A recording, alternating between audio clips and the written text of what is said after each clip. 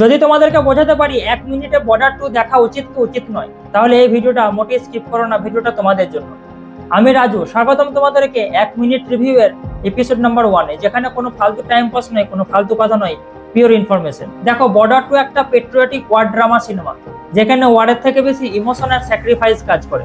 সিনেমাটা শুরু হয় একটা হাই রিস্কের মধ্যে, যেখানে ভারতীয় বর্ডার একটা বড়সড় হুমকির মধ্যে পড়ে। আর এই সিনেমাটায় যে শুধু ওয়ার দেখায় তা নয়, দেখায় সোলজারদের নিজেদের পার্সোনাল লাইফ, তাদের ডিউটি, তাদের ভয়, এই সব কিছু মিলেই সিনেমাটাকে তৈরি করা হয়েছে।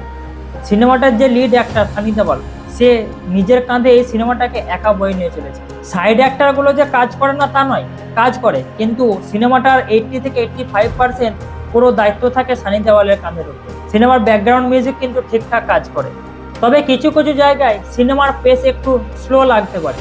গল্প নতুন কিছু নয়, দেশভক্তি আর ইমোশনাল পছন্দ হলে বর্ডার 2 তোমরা অবশ্যই একবার দেখতে পারো। আর যদি তোমাদের একদম যুদ্ধ দরকার, সবসময় যুদ্ধ হতে থাকবে, তাহলে এই সিনেমাটা কিন্তু তোমাদের জন্য নয়। যদি তোমরা সিনেমাটা দেখে থাকো, তোমাদের কেমন লাগলো কমেন্টে বলে দিও। ভিডিও ভালো লাগলে একটা লাইক করো, আর এরকম ধরনের আরো রিভিউ পেতে চ্যানেলটাকে সাবস্ক্রাইব করো।